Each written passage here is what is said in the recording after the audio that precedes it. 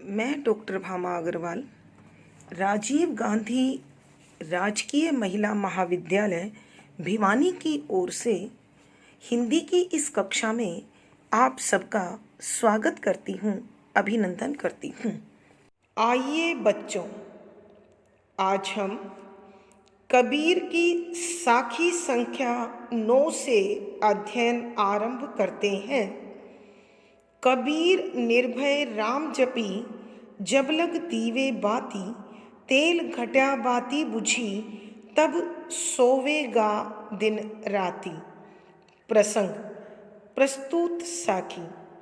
हमारी हिंदी की पाठ्य पुस्तक मध्यकालीन काव्य कुंज में संकलित संत कवि कबीरदास जी द्वारा रचित उनकी साखियों से ली गई है या उद्धृत है। संदर्भ: मनुष्य का जीवन नाशवान होता है, क्षणभंगुर होता है। क्षणभंगुर का अर्थ होता है बच्चों, जिसमें कितना समय हमारे पास है उसकी जानकारी हमें ना हो, अर्थात किसी भी पल नष्ट हो जाने वाला। तो मनुष्य का जीवन क्षणभंगुर है, न जाने कौन सा पल उसके लिए आखिरी हो। इसलिए हमें समय रहते प्रभु के नाम का स्मरण करना चाहिए। आपने बचपन से एक साखी या लोकोक्ति सुनी है, मृत्यु और ग्राहक का कोई समय नहीं। अर्थात हम कितने दिन जिएंगे या हमारी जिंदगी कितनी है, इसका ज्ञान किसी को नहीं है। इसलिए कबीरदास जी ने मानव शरीर की तुलना दीपक से की है। जैसे दीपक हवा का झोंका लगते ही बुझ जाता है, उसी प्रकार मनुष्य का शरीर काल का निमंत्रण आते ही खत्म हो जाता है, उसे यह संसार छोड़ना पड़ता है। तो कबीर चाहते हैं जब तक हमारा जीवन है तो क्यों ना हम आरंभ से प्रभु स्मरण की आदत डालें। इसी भाव को स्पष्ट करते हुए कवि कहते हैं कि सरलार्थ। पहले बच्चों शब्दों के अर्थ। कबीर कबीरदास जी निर्भय निडर होकर, बिना डरे, राम प्रभु जपी जपे। ये राम दशरथ नंदन राम नहीं है, ये हर व्यक्ति का अपना अपना इष्ट है। इष्ट वो प्रिय प्रभु जो आपको हर विपत्ति के समय, संकट के समय सबसे पहले याद आता है, उसे हम इष्ट कहते हैं। जब जिस समय लग तक दीवे शरीर रूपी दीपक में, बाती सांस रूपी बाती बाकी है। तेल घटा, तेल यानी जिंदगी का समय, घटा कम होते ही बाती सांसों की डोर बुझ जाएगी, समाप्त हो जाएगी, टूट जाएगी। तब उसके बाद सोवेगा, सोना है। दिन रात यानी हर पल फिर सोना ही शेष है। अब बच्चों, कवि क्या कहना चाहते हैं? कबीरदास जी इस संसार भर के मनुष्यों को संबोधित कर रहे हैं कि हे मनुष्य, जब तक तेरे शरीर में प्राण है, प्राण रूपी बाती मौजूद है और वहाँ सांसों की जो डोर है वो चल रही है, तब तक इस संसार के राग रंग हैं। मनुष्य के पास अपने आप को सुरक्षित रखने के लिए समय है जिसका वो सदुपयोग कर सकता है। तो कवि कहते हैं कि हे मानव, यह संसार भौतिक है, अर्थात हमारे लिए कितनी देर का है इसका किसी को ज्ञान नहीं है। तो इस सांसारिक मोहमाया और विषय वासनाओं को त्याग, प्रभु के नाम का जप कर, स्मरण कर, क्योंकि इस जीवन रूपी दीपक में जब तक सांस रूपी तेल है तभी तक यह जिंदगी की बाती जल रही है।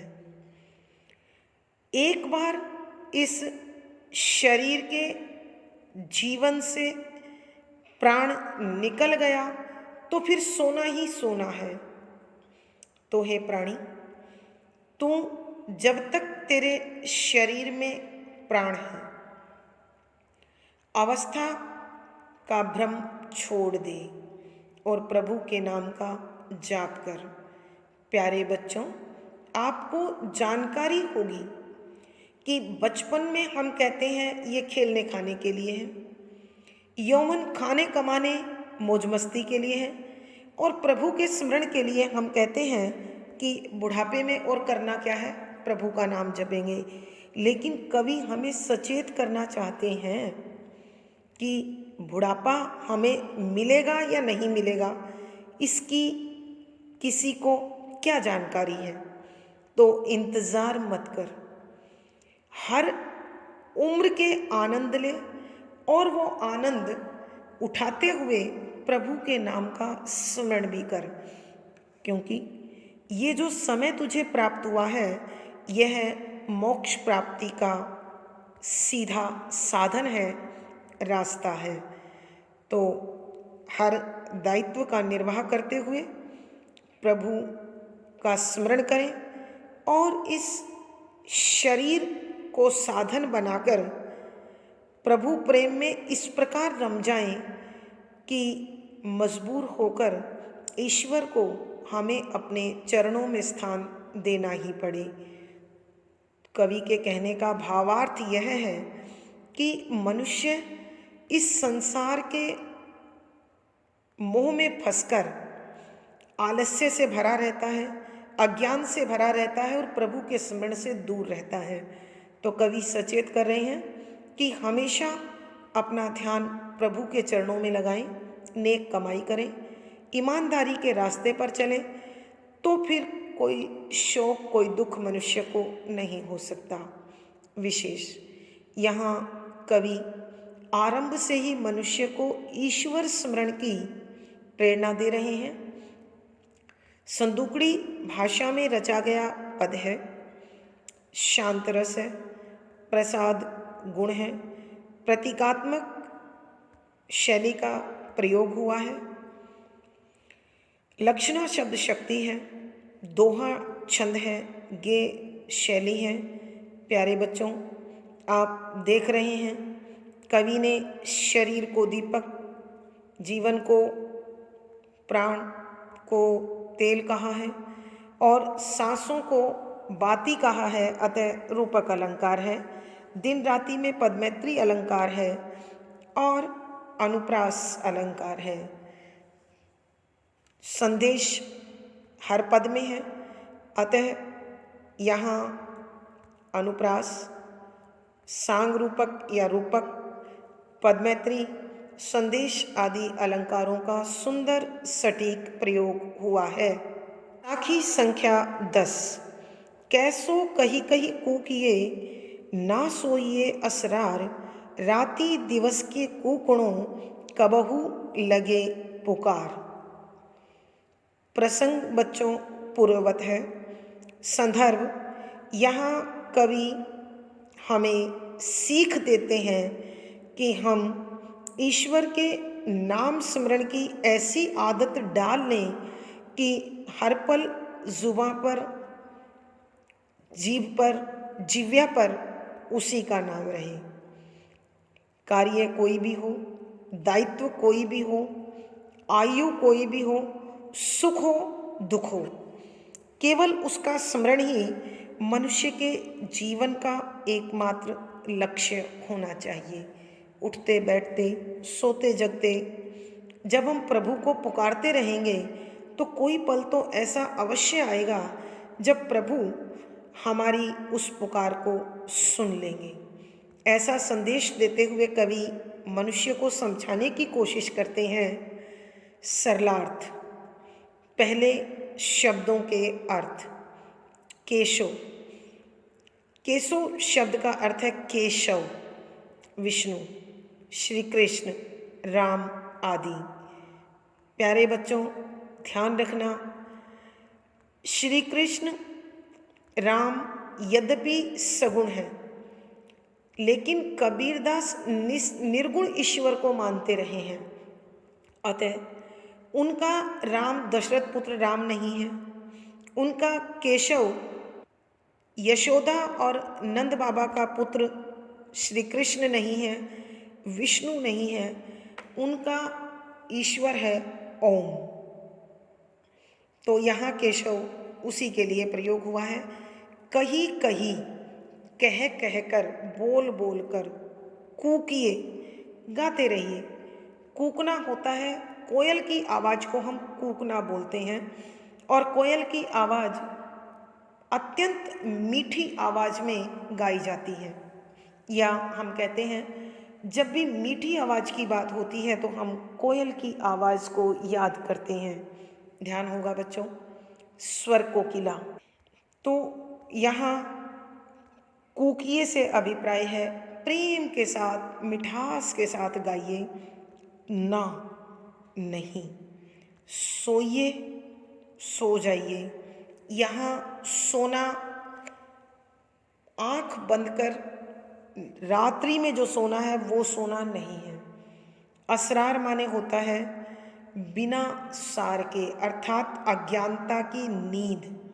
क्योंकि मनुष्य बचपन में अबोधता के अज्ञान में घूमता है, जवानी में जोश की अज्ञानता में घूमता है, और होश के लिए इंतज़ार करता है बुढ़ापे का।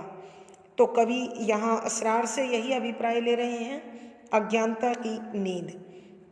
राति रात, दिवस दिन, क का, कूकड़ों पुकार लगाना, मत नहीं, कबहू किस समय, लगे लग जाए, पुकार प्रभु को हमारी पुकार की जानकारी।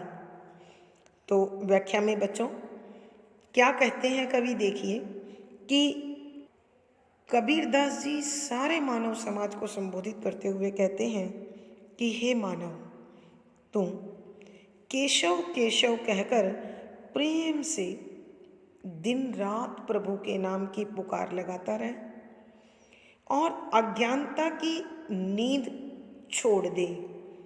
अर्थात हे मानव, तू बचपन, जवानी, बुढ़ापे के इस राग को छोड़ दे। जीवन कितने दिन का है, कब तक हम जी पाएंगे, इस बात की जानकारी किसी को नहीं है। अतः जब तू अपने दायित्वों को पूर्ण करते हुए उठते बैठते प्रभु के नाम का स्मरण करेगा, दिन राति के कूकड़ों कि जब तू दिन और रात, यानी चाहे आराम में हो या काम में हो, जब तू प्रभु के नाम को पुकारता रहेगा, स्मरण करता रहेगा, तो न जाने कौन सा पल ऐसा हो कि तेरी उस पुकार को प्रभु सुन लें और तेरे मन के भावों को जानकर तुझे इस संसार के आवागमन से मुक्त कर दें और मोक्ष दे दें। प्यारे बच्चों, आपको जानकारी होगी, हमारे समाज में प्राय लोग अपने बच्चों का नाम ईश्वर के नाम पर रखते हैं।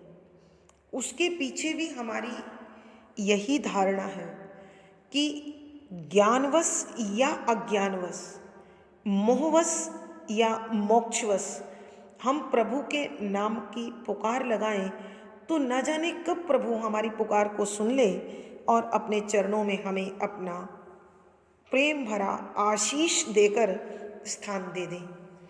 तो कवि के कहने का भावार्थ यह है कि हे मनुष्य, अपने दायित्वों को पूर्ण कर, प्रभु के नाम का स्मरण कर, और जब तू ऐसा करेगा तो कभी न कभी ईश्वर भी तुझ पर दया करके तुझे अपना आशीर्वाद, अपना प्रसाद अवश्य देंगे। विशेष यहाँ प्रभु के नाम जाप और उनकी भक्ति पर बल दिया गया है। सदुकड़ी भाषा में रचा गया पद है, शांत रस है, प्रसाद गुण है, दोहा छंद है, गे शैली है, लक्षणा शब्द शक्ति है। केसो कहीं कहीं अनुप्रास अलंकार, कहीं कहीं पुनरुक्ति प्रकाश अलंकार, ना सोइए असरार में आपका संदेश अलंकार, राति दिवस में पद मैत्री आदि अलंकारों का सुंदर सटीक प्रयोग हुआ है।